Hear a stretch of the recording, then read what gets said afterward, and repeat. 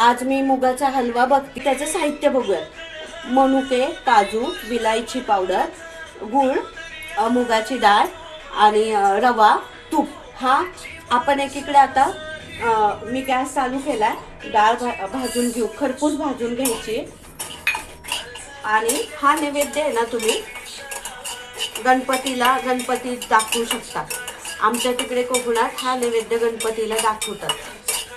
तर खरपूस डाळ आता आपण भाजून घेऊया. इतपत आता आपल्याला हे खरपूस भाजून घेतलेली आपण डाळ आता आपण एक शिट्टी कुकरला घ्यायची. एक घ्या, दोन घ्या. एक डाळ गार झाली की धुवायची आहे स्वच्छ आणि मग कुकरला लावायची आहे. 2 शिट्ट्या घ्यायच्यात. एकीकडे 1 कप पाणी गरम करत ठेवलंय मी. त्याच्यात गूळ टाकून घ्यायचा 1 कप आणि तो वितळेपर्यंत आपल्या कुकरला शिट्ट्या होतील. डाळ स्वच्छ धुवून कुकरला लावायची, एवढं लक्षात ठेवा.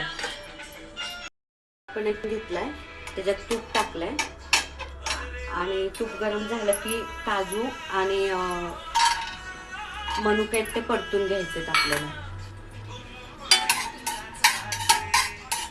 तोपर्यंत हे आपली डाळ पण चांगली शिजली आहे कुकरला. हे बघा, इतपत शिजवायची. तिला जरा फेटून घ्यायची, थोडीशी अशी मोडून घ्यायची थोडीशी. रवा भाजून घ्यायचा आहे, खरपूस भाजायचा आहे चांगला तुपात. आपला लाल करून घ्यायचा आहे. लाल झालाय पूर्ण छान आणि तूप पण सुटलंय. आता आपण ह्या स्टेजला मुगाची डाळ टाकायची ही आपली.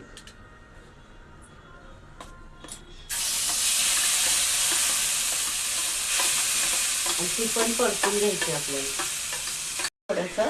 आणि गुळाचं पाणी पण गरम झालंय, ते टाकून घ्यायचं.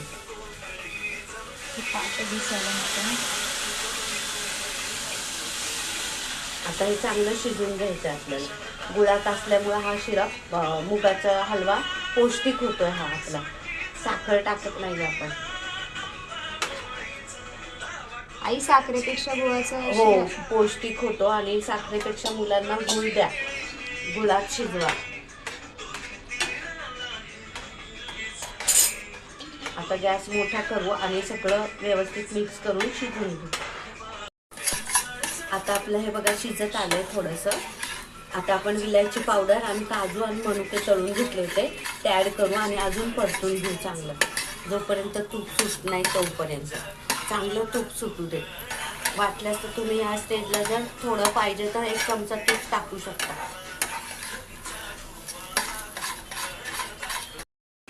हे बघा, हे परतून झालंय, चांगलं तूप सुटलंय आणि ब्राऊन कलर आलाय.